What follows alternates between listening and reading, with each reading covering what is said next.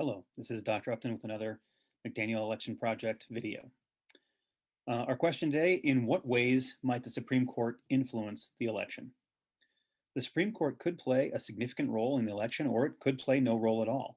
Some of this will depend on lower courts, some of this will depend on the candidates, some will depend on the Supreme Court itself and whether they choose to issue rulings this close to the election. In several states, the political parties have filed suit to try to change the rules of the election in their favor. Individuals impacted by the electoral schemes may also sue. For instance, individuals with disabilities and from communities of color impacted by the COVID-19 pandemic filed suit in Wisconsin this year, along with the Democratic National Committee.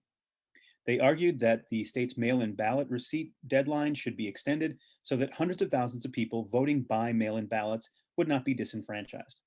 In that case, the Supreme Court decided not to allow for an extension of the deadline, holding that the state's legislature's rule supersedes individual voting rights.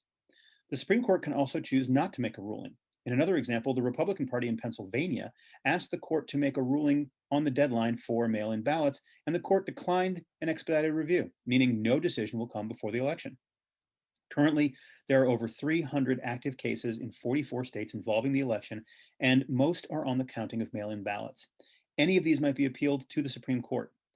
If the election were to come down to a single state or even a handful of states, it is possible that a fight over how and when to certify the election results could once again end up in the Supreme Court. In the election of 2000, the Supreme Court did end up getting involved. In that case, the state Supreme Court of Florida had ordered a recount of the vote, and that order was appealed. The Supreme Court of the United States held that the Florida court had overstepped its authority, the recount was stopped, George W. Bush was declared the winner of Florida, and thus the winner of a majority of the Electoral College. These are some of the ways that the Supreme Court might directly influence the election.